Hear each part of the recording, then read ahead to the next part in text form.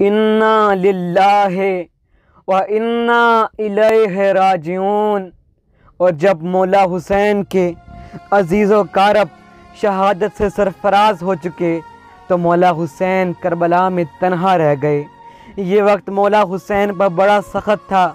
بہن زینب کے پسر اون و محمد کی جدائی کا صدمہ، جناب علی اکبر ہم شکل مصطفیٰ کی جدائی کا داغ، عباس جیسے علمدار بھائی وفادار بھائی کا بچھڑنا، علی اصغر جیسے شیرخوار فرزند کا حرملہ کے تیر سے ستم سے شہید ہونا، اور انصار کی جدائی کا سینے پر داغ لیے اور تنہا خیام حرم کی طرف تشریف لائے اور با آواز بلند فرمایا، اے سکینہ، اے فاطمہ، اے زینب و ام کلثوم، اے رباب، تم سب کو میرا آخری سلام ہو۔ آپ علیہ السلام نے سب کو مخاطب کرتے ہوئے فرمایا، یہ میری آخری رخصت ہے، اے بہنوں، اے بیبیوں اور اے بیٹیوں، خدا حافظ، خدا تم کا ناصر و مددگار ہو۔ مولا حسین جناب زین العابدین کے پاس آئے اور آپ کی پیشانی پر ہاتھ رکھ کر آپ کو بیدار کیا۔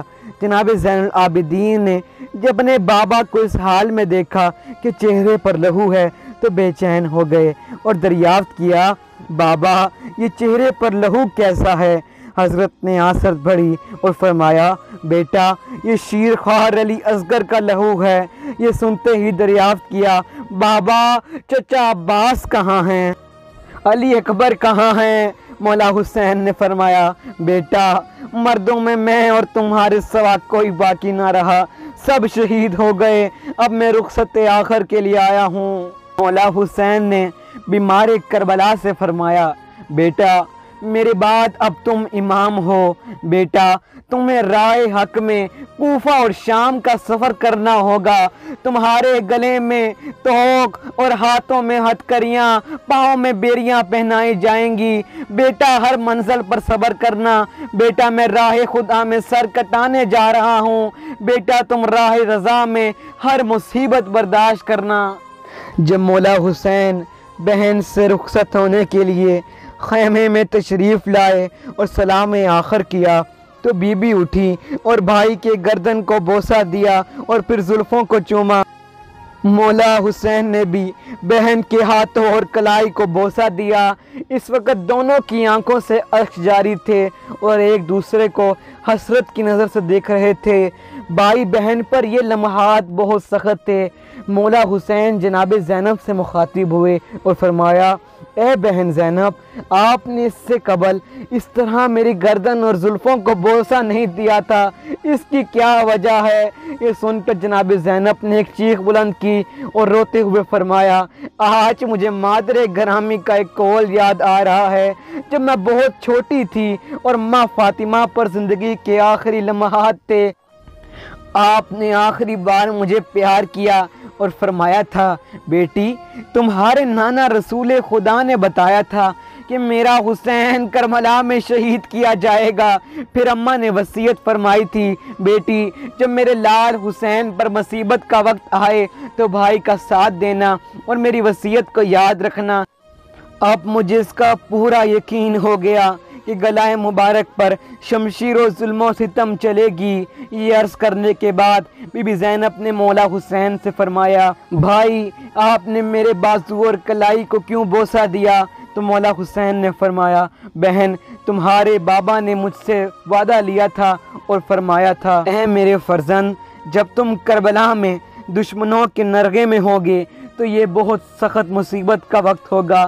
اس وقت تمہاری بہن تمہارے شریک غم ہوگی اور تمہاری شہادت کے بعد زینب کو اسیر کیا جائے گا۔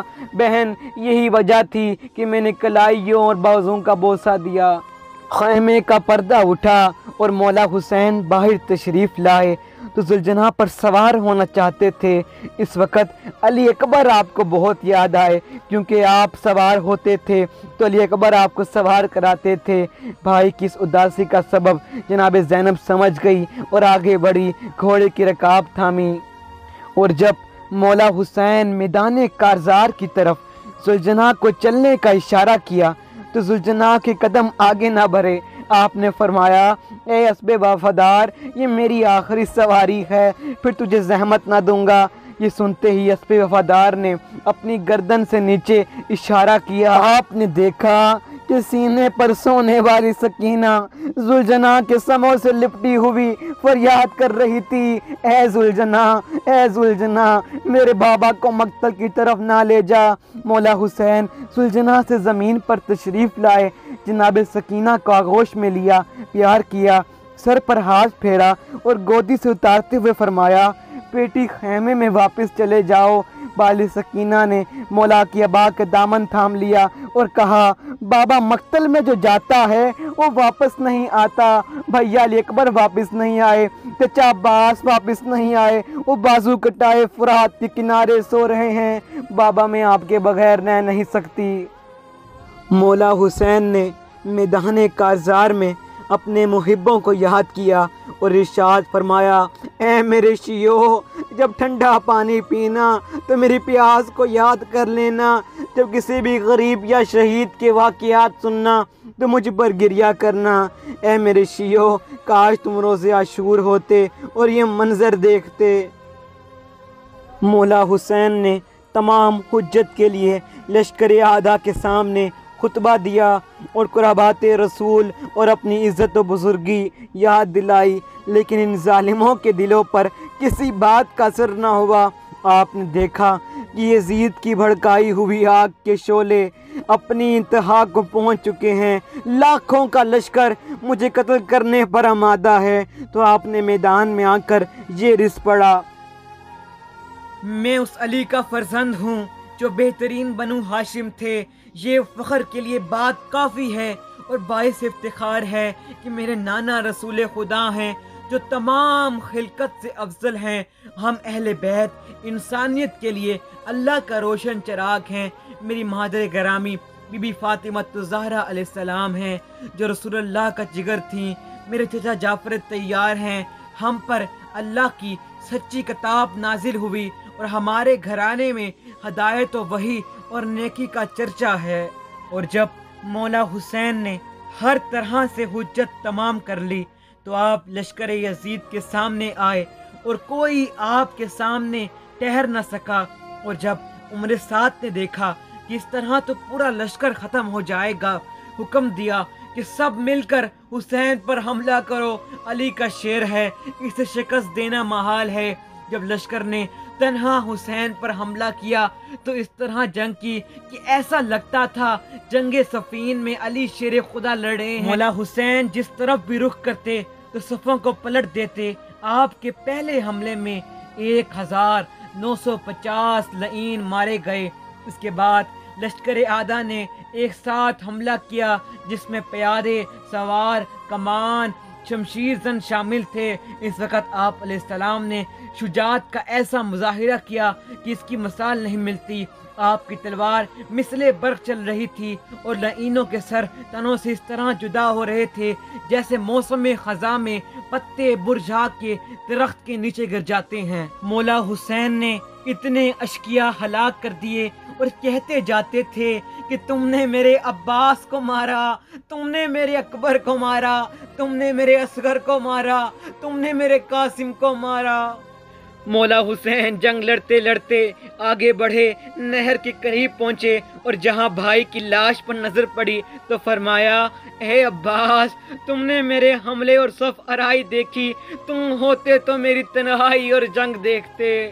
اور جب شمر نے لشکر کا یہ حال دیکھا تو چلا کر بولا تمہاری مائیں مر جائیں، تم لوگ مل کر ایک کو نہیں مار سکتے، تف ہے تمہاری مردانگی پر۔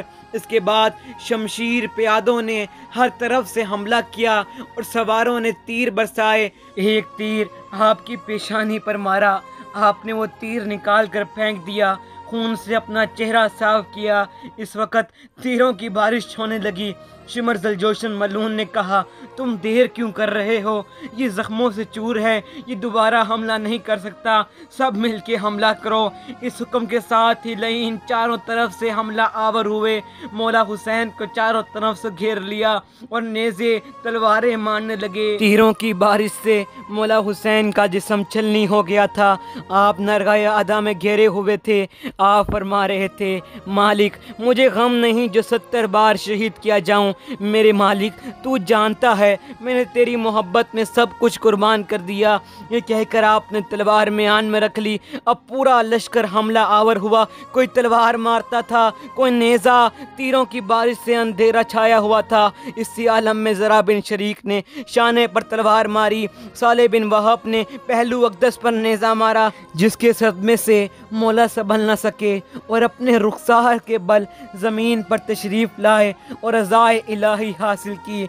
मौला हुसैन ने जनाबिल अकबर से अज़ान फजर देने को कहा था, तो बाद अज़ान जब नमाज तमाम हुई तो आपने अपने दोनों हाथ बुलंद करके फरमाया, ए पालने वाले, आज इम्तिहान का दिन है। मेरे साथ तवक्कात को दूर फरमा दे ताकि मैं इम्तिहान के तमाम मनाजिल को तय कर लूँ।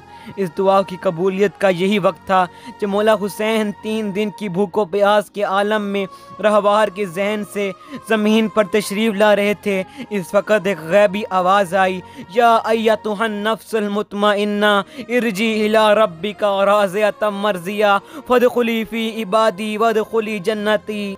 तर्जुमा, ए इत्मीनान पालने वाली जान, अपने परवरदिगार की तरफ रवाना हो। आप इससे खुश, वो आपसे राज़ी। मेरे ख़ास बंदों में शामिल हो जाएं और मेरी बहशत में दाखिल हो जाएं। जिस वक़्त मौला हुसैन ज़ख्मों से चूर दुश्मनों के नरगे में ज़मीन करबला पर यको तन्हा थे, उम्र साद लईन ने आवाज़ दी, हुसैन का सर काट लो, अब देर कैसी। शीस इब्न रबी मलऊन आगे बढ़ा। इसने मौला हुसैन के चेहरे पर नज़र डाली तो इसमें रसूल अल्लाह की तस्वीर नज़र आई तो ये खौफ से कांपने लगा। हर शख्स ने कहा, है इब्न साद, हम मोहम्मद के नवासे का सर तन से जुदा नहीं कर सकते।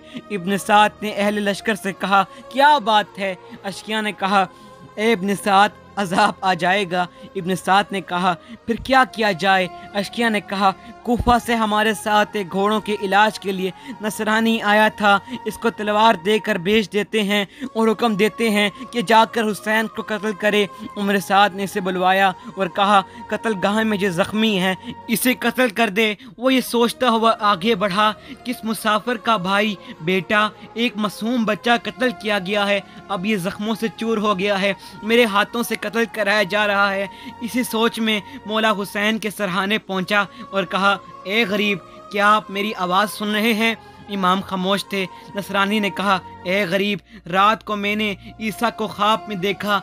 उनके साथ एक बुजुर्ग भी थे जिनकी कमर खम थी, उनके सर पर अमामा ना था। हज़रत ईसा मुझसे फरमा रहे थे, देख, कल इन बुजुर्ग के सामने मुझे शर्मिंदा ना करना। मौला हुसैन से ये नसरानी मुखातब हुआ, ए गरीब, इस ख्वाब की तावीर क्या है? मौला हुसैन ने फिर भी इसकी बात का कोई जवाब ना दिया। फिर इसने कहा, ए गरीब, आपको उस जवान का वास्ता जिसकी लाश पर आप घुटनों के बल पहुँचे थे। ए गरीब व मुसाफिर, मुझे बताएं कि आप कौन हैं? मौला हुसैन ने कोई जवाब ना दिया। नसरानी ने कहा, फुरात के किनारे जो आपका भाई मारा गया है, इसका वास्ता बताएं कि आप कौन हैं? इस पर भी मौला हुसैन खामोश रहे। नसरानी ने कहा कि वो बच्चा जो आपके हाथों पे तीर खा के तड़प के मर गया, इसका वास्ता बताएं कि आप कौन हैं? जब इस वास्ते पर भी मौला हुसैन खामोश रहे तो ये परेशान हो गया और एक मर्तबा इसकी नज़र खैमे पर गई तो देखा कि एक बीबी दर खैमे परेशान हाल खड़ी है और मक्तल की तरफ देख रही है। तो इसने कहा, ए मुसाफिर, इस बीबी का वास्ता बताएं कि आप कौन है? ये सुनना था कि मौला हुसैन ने आंखें खोली और फरमाया, मैं मोहम्मद मुस्तफ़ा का फर्जंद हुसैन हूँ।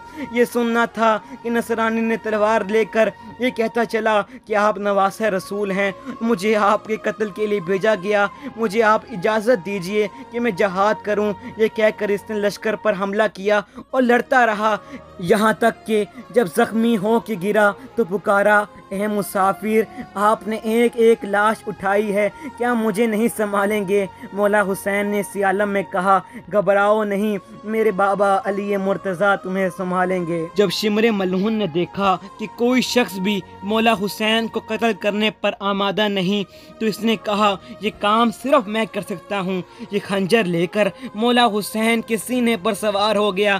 مولا حسین نے فرمایا، تو کون ہے اور کیا مجھے نہیں پہچانتا؟ اس ملعون نے جواب دیا، میں جانتا ہوں، تم علی اور فاطمہ کے بیٹے اور محمد کے نواسے ہو۔ آپ نے پوچھا، پھر مجھے کیوں ذبح کر رہا ہے؟ اس نے کہا، مجھے یزید سے مال و دولت ملے گی۔ مولا حسین نے اس سخت لمحے میں بھی اپنے چاہنے والوں کو یاد کیا اور سلام آخر کہا۔ آپ نے نماز کی مہلت چاہی، آپ کا سر اقدس سجدے میں تھا کہ شمر لعین نے آپ کی زلف مبارک پکڑی اور خنجر چلانا شروع کیا، یہاں تک کہ 12 ضربوں سے آپ کا سر مبارک قطع کر دیا۔ زینب سے منہ چھپا کر کیسی یہ شام بائی، اولاد سیدہ پر ایک سمت بے کفن ہے بھائی کے اس کا لاشا، عباس کی بہن کا باقی رہا نہ پردہ، اب سوچتی ہے زینب مانگو کفن یا چادر، کیسی یہ شام بائی اولاد سیدہ پر، بازو کہیں پڑے ہیں لاشا کہیں پڑا ہے، زینب کی بے بسی پر غازی تڑپ رہا ہے، روتی ہے بے بسی بھی فرش عزا بچھا کر، کیسی یہ شام بائی اولاد سیدہ پر، جو گھر میں 2 قدم بھی پیدل نہیں چلی ہے، جو گھر میں 2 قدم بھی پیدل نہیں چلی ہے، ایک دن میں وہی زینب عباس بن گئی ہے، پہرے پہ آ گئی ہے تنہا علم اٹھا کے، کیسی یہ شام بائی اولاد سیدہ پر، سجاد سے لپٹ کر کہتی رہی سکینہ، احساس ہو رہا ہے میں ہو گئی یتیمہ، ظالم ڈرا رہا ہے نیزے دکھا دکھا کے، کیسی یہ شام بائی اولاد سیدہ پر، کیسی یہ شام بائی اولاد سیدہ پر، سجاد رو رہے ہیں زینب سے منہ چھپا کر، کیسی یہ شام بائی اولاد سیدہ پر۔